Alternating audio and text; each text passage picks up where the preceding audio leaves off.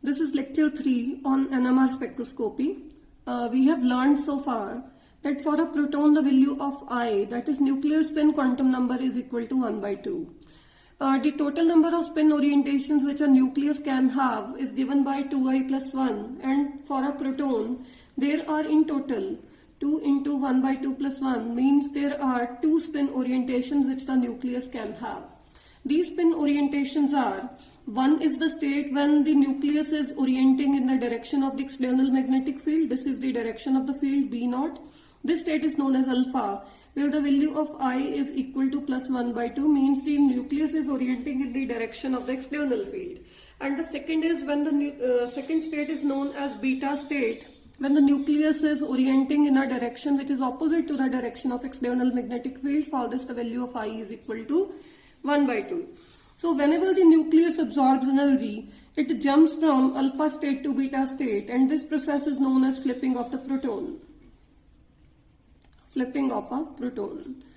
So for this flipping of the proton, we require some definite amount of energy, and whenever the proton absorbs that energy, then it jumps from the lower energy state to higher energy state, and the amount of energy is given by h nu is equal to gamma over 2 pi into B0. So here B0 is the strength of the applied magnetic field, gamma is known as the gyromagnetic ratio, and if we find out the frequency, then the amount of frequency which is required for the flipping of the proton, that is known as resonance frequency, that is equal to gamma over 2 pi into h into B0. So this resonance frequency, this is called resonance frequency. We have learned what is the meaning of, what is the principle of NMR spectroscopy and what is the meaning of resonance. This is the resonance frequency. So this much frequency is required for the flipping of the proton. So you will say that whenever we are talking about a proton, even if we have a molecule like this, CH3CH2OH, these are 3 protons which are attached to carbon, 2 protons are attached to this carbon, and 1 proton is attached to oxygen. So you will say that since we are talking about a proton, so there are 2 spin states of the proton, alpha state and the beta state, and the flipping of the proton requires a definite amount of energy. So it means if we look at the spectrum, NMR spectrum, then you expect only one signal to be present in the NMR spectrum. Only one signal should be there. But NMR spectroscopy is of very much importance. It is because of the reason that all the protons which are present in a molecule do not resonate at the same frequency. These 3 protons are different from these 2 protons, since these are attached to carbon, and these 2 protons are attached to carbon, which is further attached to oxygen. So these protons are different from these 3 protons, and this proton is entirely different from the others. So in the NMR spectroscopy, the number of signals that are always equal to the number of types of protons which are present. This is due, so this variability, why the protons are not showing absorbance at same resonance frequency. So this is a very important question, that why all protons present in a molecule do not resonate at same radio frequency.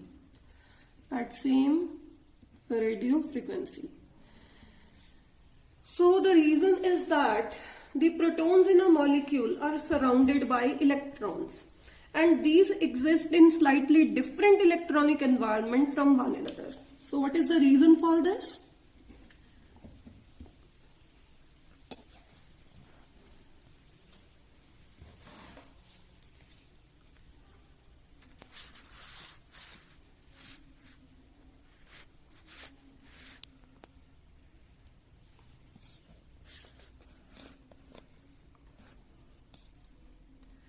The reason is the different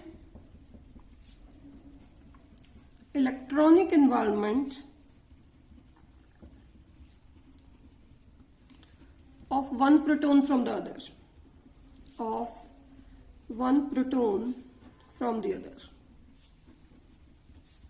Now what is the meaning of this? the electronic environment of all the protons are different. For example, the electronic environment of these three protons is different from the electronic environment of these two, and these two protons have different electron density than this proton. So now we will discuss this question: why all the protons present in a molecule do not resonate at same radio frequency. So different electronic environment of one proton from the other. So valence electron densities, valence shell electron densities vary from one proton to other. One proton to other. Electron density, valence shell electron density vary from one proton to other. All the protons have different electronic environment, meaning these have different electron density around them. So what happens because of the presence of this electron density around the proton? So whenever you keep a nucleus, keep an atom, let us suppose you keep an atom in the presence of applied magnetic field, then the protons are caused to circulate. Valence nucleus circulates, we know about this, nucleus is precessing. So whenever a molecule is placed inside external magnetic field, an external magnetic field, then what happens? External magnetic field. Then the valence electrons which are present in the molecule, these also start circulating.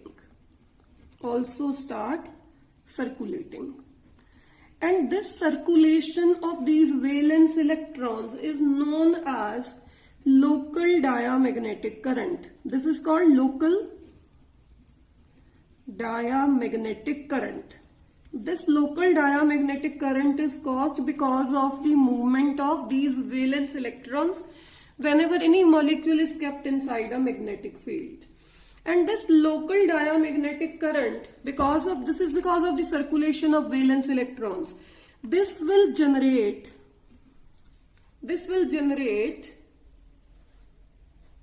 a counter magnetic field. It will generate a counter magnetic field, and this counter magnetic field is lying in a direction which is opposite to the direction of external field. This is opposite to the direction of external magnetic field. External magnetic field. So what happens? Why all the protons are not resonating at the same frequency? The protons have different valence shell electron densities around them, and the valence shell electron environment around the one proton is different from the environment around the other proton. So whenever a molecule is kept inside external magnetic field, then in addition to the precessing of the nucleus, the valence electrons also start circulating. And the circulation of these valence electrons, this will generate local diamagnetic current, and the direction of this local diamagnetic current is opposite to the direction of external magnetic field.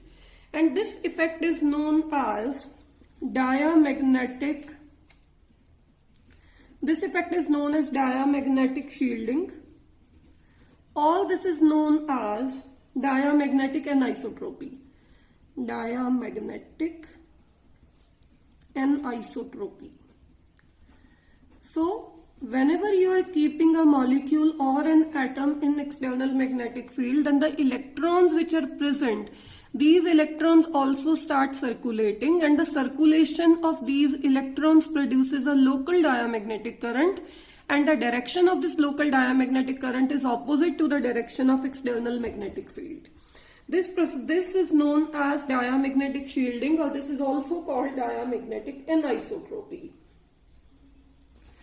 So let us suppose this atom is kept inside external magnetic field. This is the electron density.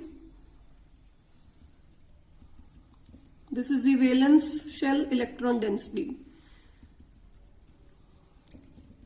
So whenever you keep it in external magnetic field of strength B0, then what happens? These electrons also start circulating. And these will produce local diamagnetic current. So these electrons start circulating.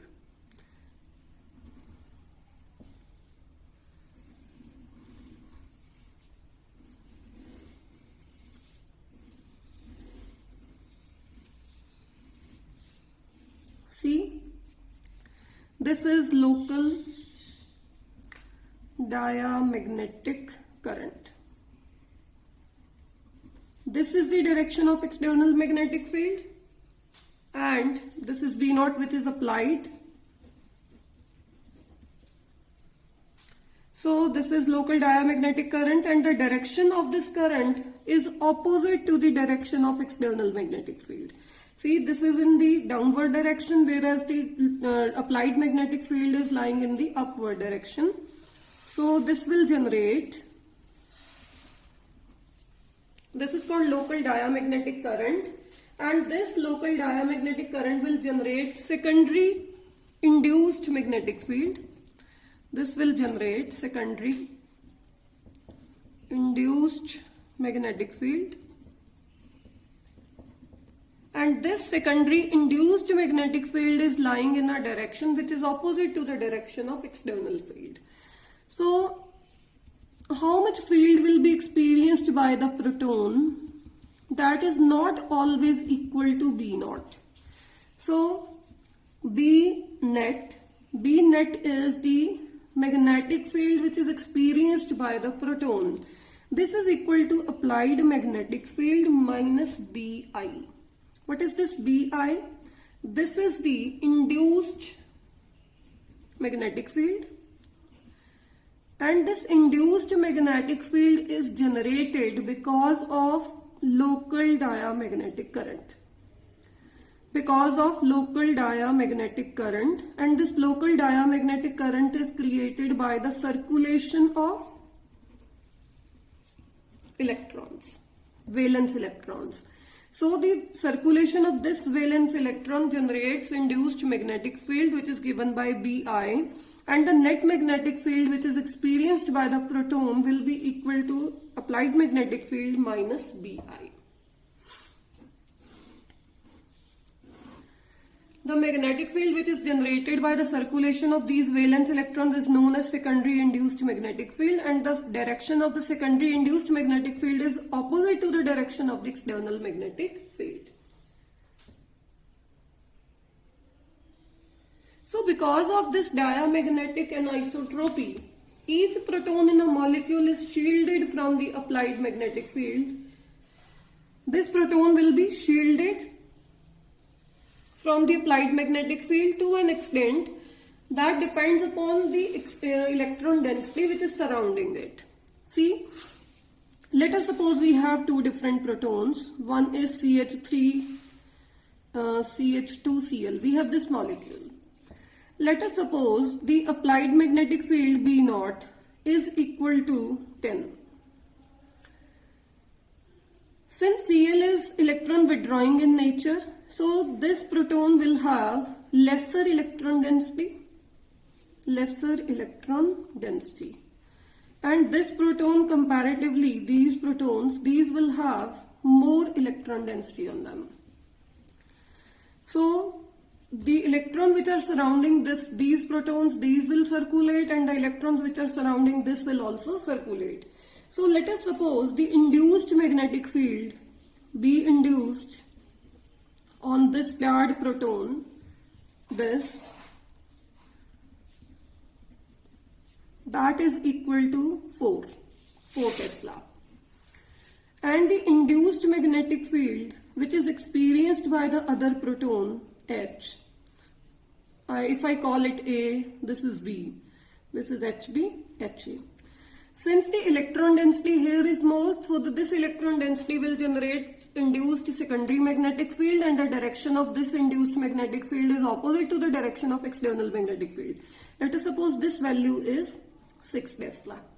So because of the presence of electron density around the proton, the magnetic field which is experienced by these two protons will be different from the applied magnetic field. So this proton which is starred HB, this will experience a magnetic field of 6 Tesla, 10-4, and this proton will experience a magnetic field of only 4 Tesla. So so this is the effect of the shielding. So shielding is caused because of the presence of the electrons surrounding the proton. So the induced magnetic field experienced by this proton is different from the induced magnetic field which is experienced by different proton. So because of the presence of this diamagnetic anisotropy, each proton in a molecule is shielded from the applied magnetic field, and this shielding depends upon the electron density surrounding the proton. So what is the result of diamagnetic anisotropy? Diamagnetic anisotropy. So the effect of this diamagnetic anisotropy is that each proton will be shielded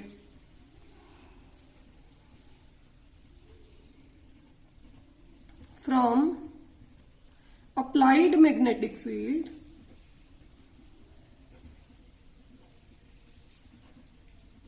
to an extent equal to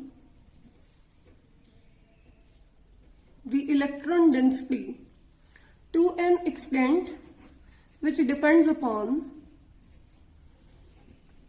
the electron density surrounding the proton.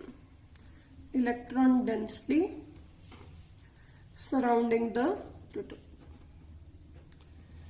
So, greater the electron density in the neighborhood of a nucleus, the greater is the induced counter field that opposes the applied field. So, from this we can say that larger the electron density around the proton,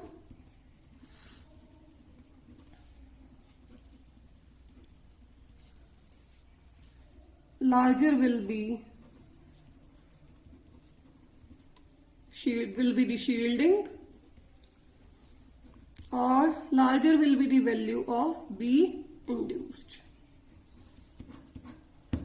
and more will be the shielding which will be experienced by the proton.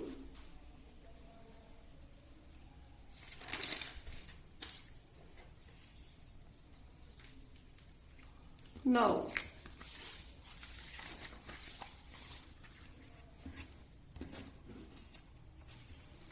we have seen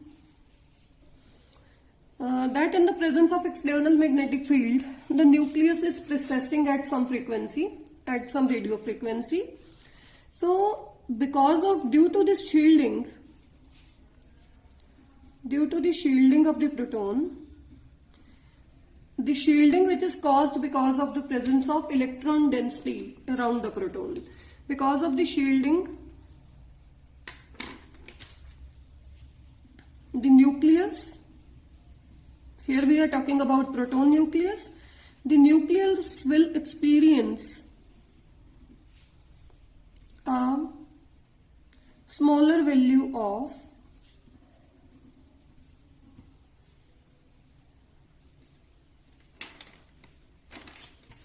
magnetic field, smaller value of magnetic field.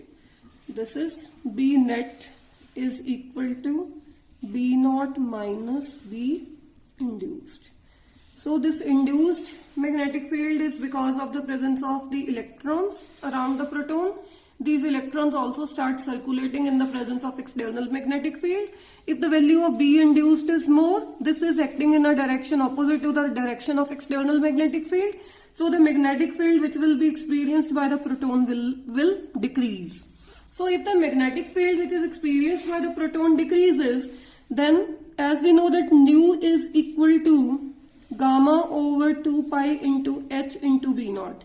So this is the precessing frequency. So if the value of magnetic field decreases, then the proton will precess at lower frequency. It will process at a lower frequency. If this is processing at a lower frequency, then it would mean that it would absorb radio frequency radiation at that lower frequency. At that lower frequency.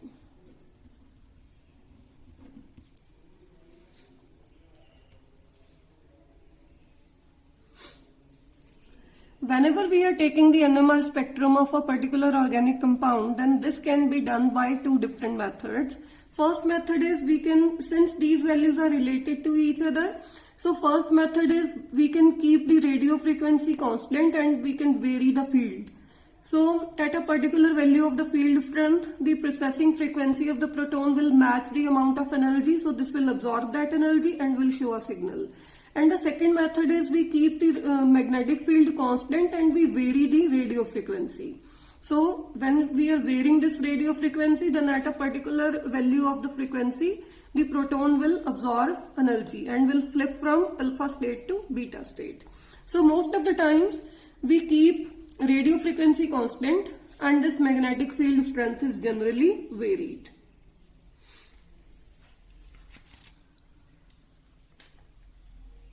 So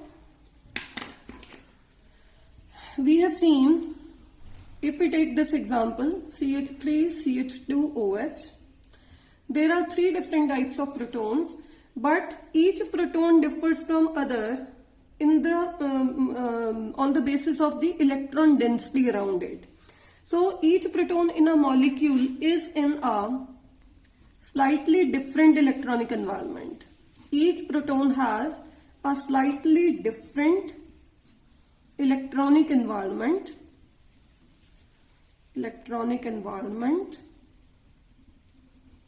or this is called chemical environment of the proton. Since the chemical environment of each proton is different, means the electron density surrounding the proton is different. Therefore, each proton has different amount of electronic shielding. This is the first thing. Each proton has different electronic environment and therefore it is having different amount of electronic shielding. If electronic shielding is different for each proton, so the proton will show absorption at different resonance frequencies. It will have different resonance frequency.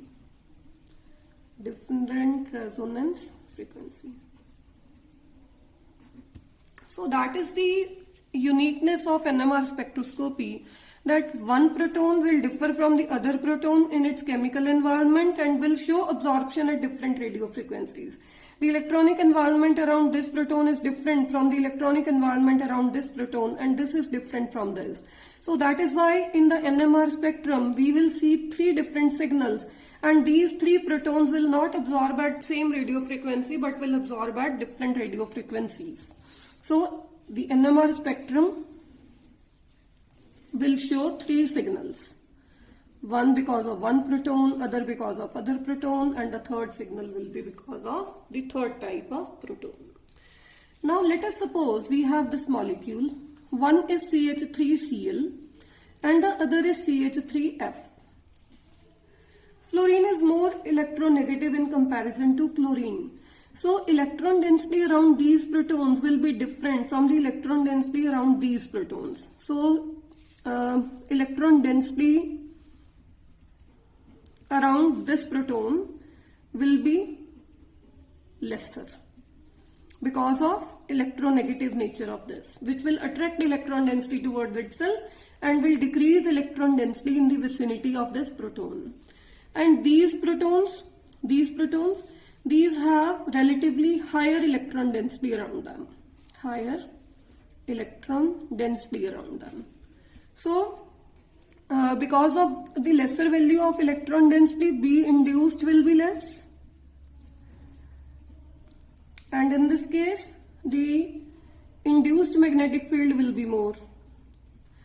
and the field which is experienced by this proton B net, this will be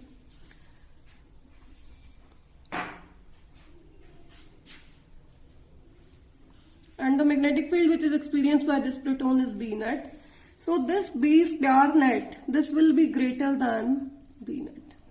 So this proton will experience more magnetic field in comparison to this proton. So it means its absorption frequency will be different from this proton.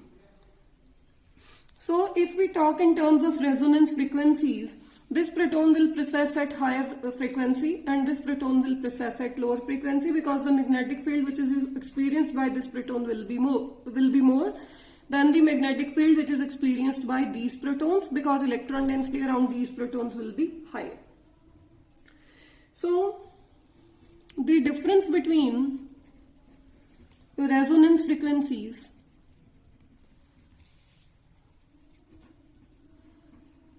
around these protons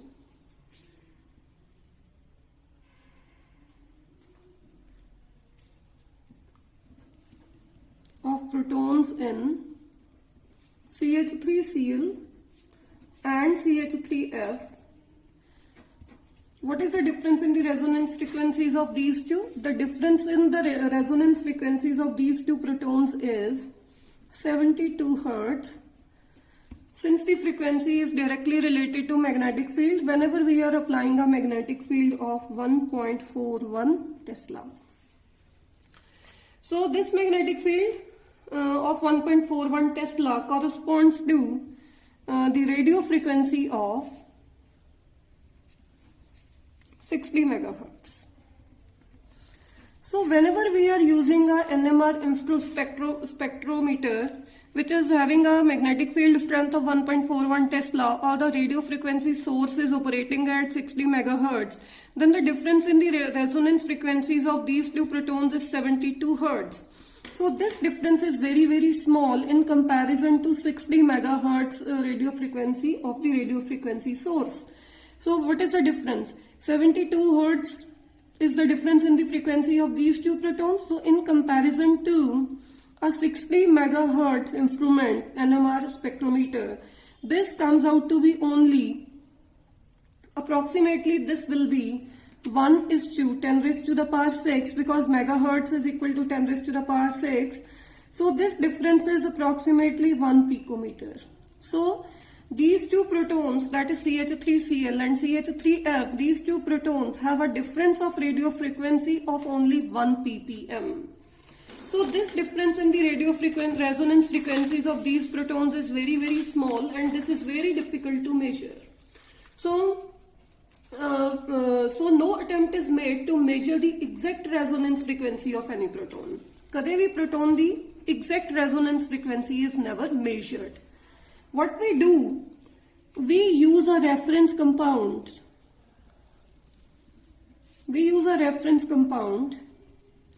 And this reference compound, ਜਦੋਂ ਵੀ ਆਪਾਂ ਕਿਸੇ substance, ਕਿਸੇ organic compound ਦਾ spectrum ਲੈਣਾ ਹੈ, ਤਾਂ ਆਪਾਂ ਇਸ tube ਦੇ ਵਿੱਚ ਕੰਪਾਊਂਡ ਨੂੰ ਡਿਸੋਲਵ ਕਰੋਗੇ ਇਨ ਅ ਪਾਰਟਿਕੂਲਰ ਸੋਲਵੈਂਟ, ਇਸ ਦੇ ਵਿੱਚ ਪਾ ਦਿੰਨੇ ਆ 1 drop of a reference compound, and the reference used here is tetramethylsilane. This is tetramethylsilane. Tetramethylsilane is used as a reference.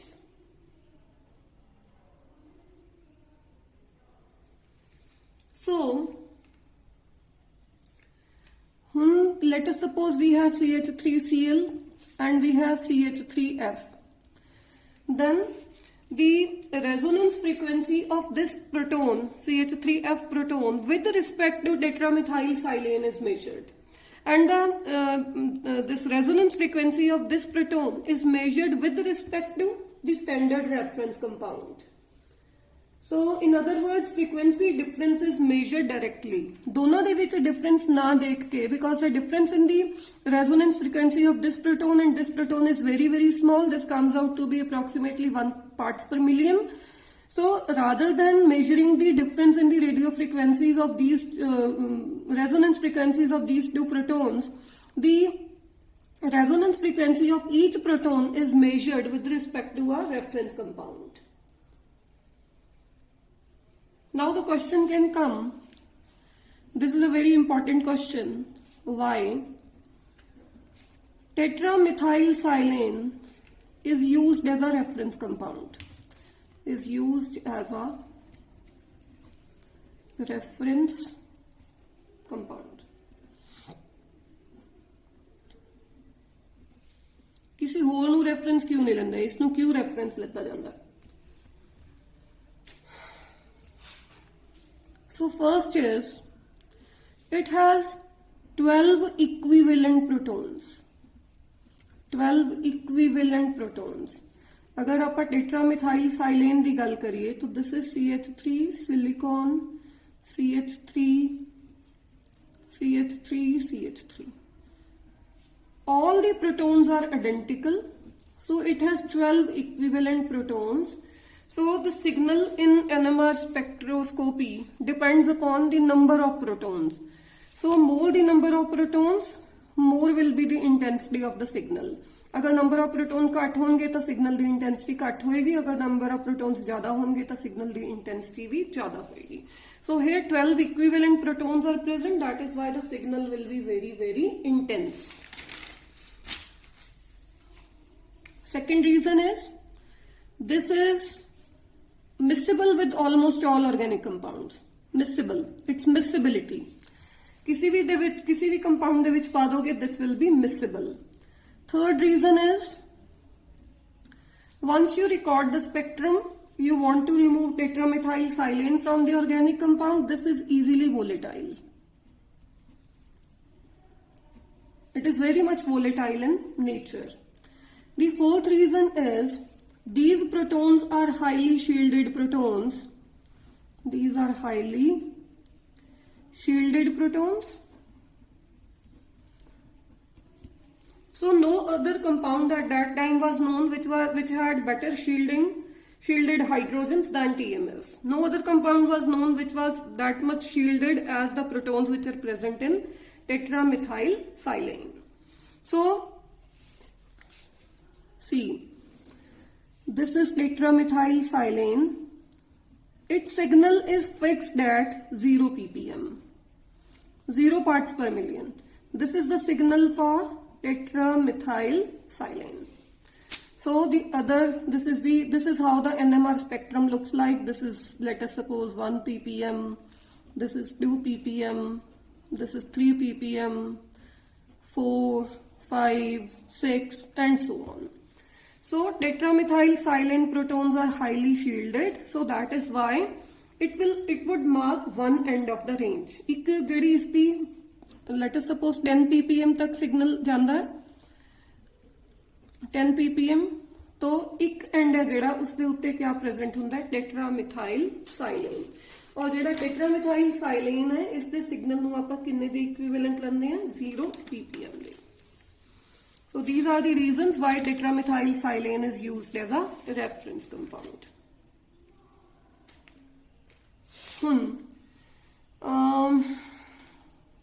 Let us suppose, देखो जेड़ा NMR spectrometer हुंदा है, this operates at different radio frequencies. 60 megahertz का instrument हुंदा है, 100 megahertz the NMR spectrometer the radio frequency source ਹੁੰਦਾ. This is the frequency of the radio frequency source of the NMR spectrometer. 200 megahertz हो सकता है, 400 megahertz हो सकता है, 600 megahertz हो सकता है, 900 megahertz हो सकता है, and so on. So this is the operating frequency of NMR spectrometer. This is the operating frequency of NMR spectrometer. So 60 megahertz का मान लो अगर इंस्ट्रूमेंट है, तो 60 मेगाहर्ट्ज का जो सिग्नल है, that is taken equivalent to the signal of TMS. हुन let us suppose अपने पास है CH3F, तो जेड़ा ये CH3F है, इसका सिग्नल TMS के सिग्नल तो कितना अवे है इन हर्ट्ज. हर्ट्ज दे विच इसदा जेड़ा सिग्नल है, इसकी रेजोनेंस फ्रीक्वेंसी हर्ट्ज दे विच TMS की रेजोनेंस फ्रीक्वेंसी तो कितना डिफर कर दिया है, ये आपां मेजर करते हैं. Shift from TMS for a given proton depends upon the strength of the applied magnetic field. और जेडी ये शिफ्ट है TMS तो कोई सिग्नल कितनी दूर जाएगा, that will depend upon the strength of applied magnetic field, strength of applied